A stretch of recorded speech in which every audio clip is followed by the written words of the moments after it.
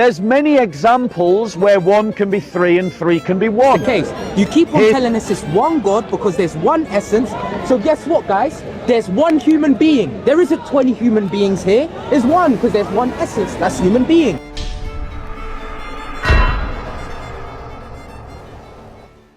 Hello ladies and gentlemen. In today's video we will be reacting to a discussion between Bob the Builder and an unknown individual at Speaker's Corner. This discussion involves the logical problem of the Trinity. And as always, I'll give you my takes on these arguments as we go through. That being said, let's roll the clip. So how can there be one God and how can there one be three and three be one? Is essentially the question. Well, there's many examples where one can be three and three can be one. Here's an example. We're standing in three-dimensional space. You have the x-axis, the y-axis, and the z-axis. Each axis has exactly the same attributes, so that if you rotate them, they behave and are exactly the same, despite their rotation. We stand in three-dimensional space, but we experience it as one thing. Here's another example of how three can be one and one can be three. The triple point of water, where water under certain pressures and certain temperatures takes on exactly at the same time the attributes of solid, gas and liquid at the same moment. Before everyone jumps on Bob here, trying to say that analogies are bad, did you not see that St. Patrick video? You know, it shows that analogies are actually a really bad thing to use for the Trinity. The Trinity is like water, and how you can find water in three different forms: liquid and ice and vapor. That's modalism, Patrick! What? Modalism, an ancient heresy confessed by teachers such as Noetus and Sibelius, which espouses that God is not three distinct persons, but that he merely reveals himself in three different forms. This heresy was clearly condemned in Canon 1 at the First Council of Constantinople in 381 AD, and those who confess it cannot rightly be considered a part of the Church Catholic. Come on, Patrick! Yeah, get it together, Patrick! Well, analogies for the Trinity are not actually a bad thing. But what we must highlight is that these analogies are not one-to-one perfectly, thus we must emphasize their similarities and dissimilarities with the Trinity. For example, St. Augustine uses the analogy of man's mind, knowledge and love. With Augustine's analogy, it highlights that there is one substance shared by three distinct things. Yet it is disanalogous in that obviously there's only one person in this, meanwhile there's three in the Trinity. With Bob's analogy, he is demonstrating, using the dimensions of space, he is trying to demonstrate how something can be three in one. Now, these imperfect analogies can be very powerful if used with correct Trinitarian definitions, as they can relate to us certain parts of understanding the Trinity. These are examples of how three can be one and one can be three. Now, the way to understand it is to recognize that you're not counting the same thing twice. When we say God is one, we're talking about God's essence, the thing that makes God God. When we say God is three, we're counting God's person, the thing that makes each of the persons their person. And this I've already said, the distinction that I'm going to defend is the distinction of their economia within the action and their hypostatic attributes. Right. That's the distinction, the personhood that I'm going to defend. And I don't understand that completely, and that's why I'm calling into question that theology. Because you didn't, you go on, Shane. Yeah, no, you're all right. What you haven't done is you haven't demonstrated logically why that's the case. You keep on telling us it's one God because there's one essence. So guess what, guys? There's one human being. There isn't 20 human beings here. There's one because there's one essence. That's human being. It's humanity. Just like there's one God, it's their essence. That's what makes them all God. But you still have three distinct persons. There's still 20 different people here. So you haven't actually sorted out the logical fallacy you've gone into. And this is where we get to at least part of what we call the, quote, logical problem of the Trinity. So, firstly, let's clarify the gentleman's argument. When we count three things, when we count things that seem to share a common nature, we count multiple things, such as Matthew, Mark, and Luke. These persons each have the same nature, humanity, yet it would seem that we count three humans. So why then don't we count three gods with the Father, the Son, and the Holy Spirit in this same way? Well, the very simple answer is, in the first case, we are counting by predication. A predicate is a quality ascribed to a thing, kind of like if I said Bill Clinton has grey hair. Now, when we say Matthew is human, Matthew is not identical to humanity. Humanity does not equal Matthew. But humanity is a predicate of Matthew, such that with Matthew, Mark, and Luke, we can count three humans. However, with the Blessed Trinity, the persons don't have divinity by mere predication, but they are identical to the divine essence. Thus, we can't count three gods as we would count three humans. When you call into the three different axes that you're talking about, when it comes into the dimensions, guess what? You said that they're identical to each other. That's not three distinct persons that are not each other. That is actually, guess what? You may not know it, you fall into modalism. If you don't fall into modalism, guess what? You fall into tritheism, as I've already demonstrated. Three distinct persons, not each other, not identical, only identical in essence. Look, three distinct persons, me, Shay, Bob, and this brother right here. Three distinct persons, one essence, humanity. So what? Again, notice the gentleman's error in his thinking here is that he seems to think that he is identical to humanity, rather than that humanity just being a predicate. Now, he does seem to attempt to get at the other half of the logical problem of the Trinity when he attempts to say that Bob would fall into, quote, modalism. Now, I'm not sure if this guy is aware of the metaphysics, as he didn't really bring it up, but what this rests on is an Aristotelian maxim known today as the transitivity of identity, that if two things are equal to a third, those two things are equal to each other. That is, if x equals y and x equals z, then y must equal z. For example, if Bill Clinton is grey-haired and Bill Clinton is the 42nd President of the United States, then it would follow that the 42nd President of the United States has grey hair. Seems simple enough, right? Well, if you extend this inference rule to the Trinity, we could arrive at the proposition that Jesus equals God, but the Father is equal to God. So, therefore, Jesus is the Father. But this wouldn't be Trinitarianism. This would be a heresy known as modalism. You that are blasphemous, you doomed. You going to hell anyway. It ain't nothing I can do for you or with you or to you. As he points out in the video. So, how do we respond? We don't. This is Christianity debunked.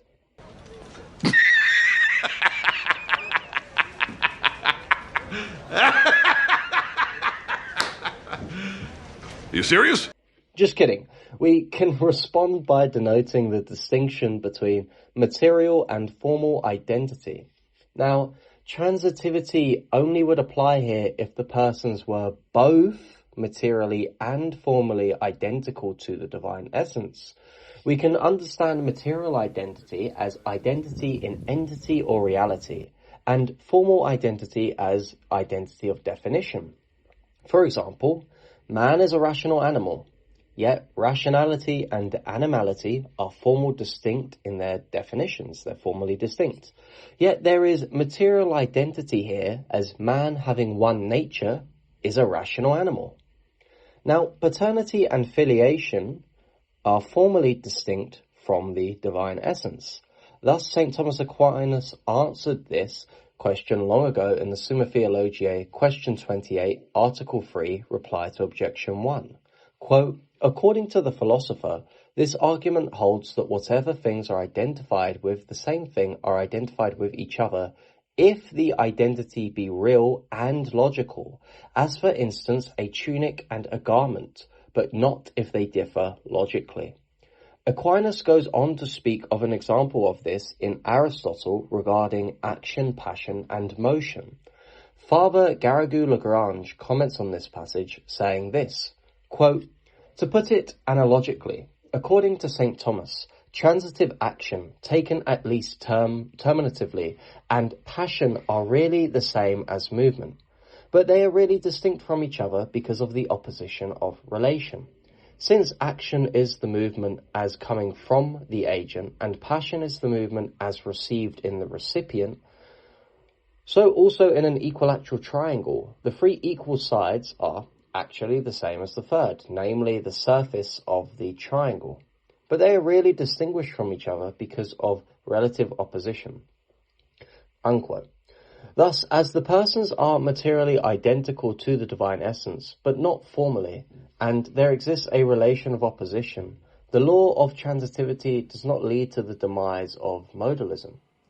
Lastly, I'd like to give a shout out to a guy known as Fanatic Thomist, or Astro, for writing some great stuff summarizing this idea.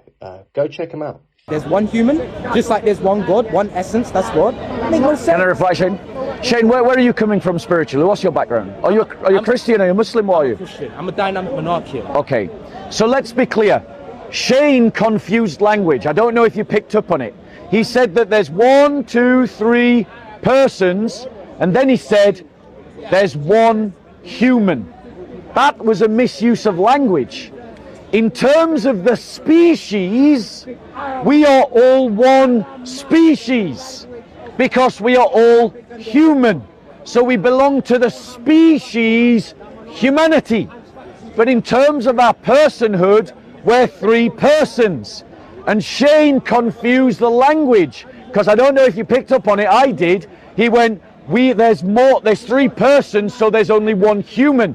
That's an irrational statement. If there are 3 persons, there are 3 humans, but there's only one species, humanity, that is shared by us all. Now, in terms of the divine persons, Father, Son, and Holy Spirit, there is only one species, the species of divinity. And there are 3 persons that have that species, that possess that species. The Father possesses it, the Son possesses it, and the Holy Spirit possesses it. Now, in terms of species, Father, Son, and Holy Spirit only have one species, divinity, and they all have it. But I want to be clear, their possession of it is in a way different from our possession of common humanity. And I want to use a crude analogy to demonstrate how it is different from how we share in humanity. How the Father, Son, and Holy Spirit are one in essence is like saying, myself, Shane, and this brother all shared in the same atoms, muons, and electrons at the exact same moment in time. In other words, that we were exactly the same material at the same time. Now that unity is what is taught by Christianity. The analogy is crude, but I hope you understand that how we share in one species is different from how God the Father, Son, and Holy Spirit share in one species. Now, I think at the start of this clip, Bob tries to get at the Christian understanding of perichoresis, which is the mutual indwelling of the persons of the Holy Trinity. Now, this could function as an argument. I think he's trying to say that nothing multiplies the divine essence, hence there would be no multiple gods. But I would have to disagree on the point he goes on to say after this. Now, I think we should try to interpret Bob charitably and think of him as not attempting to call the divine essence a genus as humanity is. However, it's important that we be careful with our language in front of these audiences. So, why is it wrong to say that God is a species, or the divine essence is a species? St. Thomas Aquinas comments on this in the Summa Theologiae, question 3, article 5. Quote, "He cannot be a species of any genus, may be shown in 3 ways.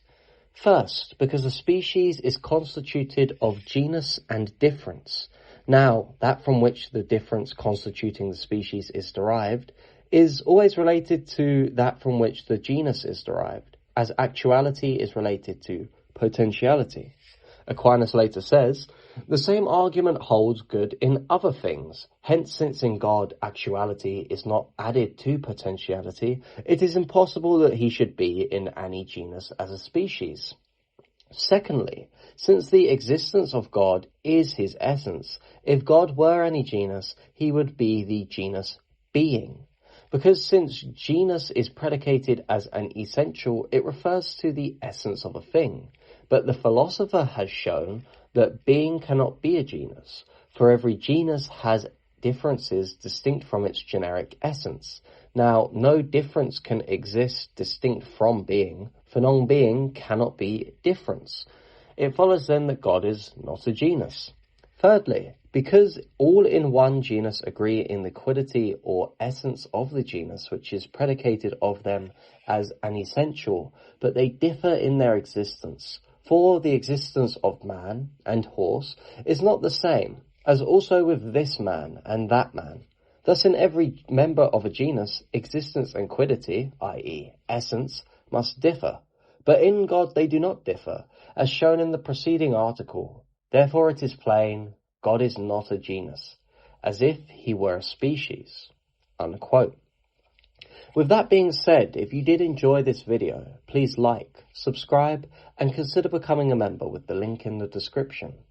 Please don't spread any hate to the people in this video, and with that being said, God bless you all.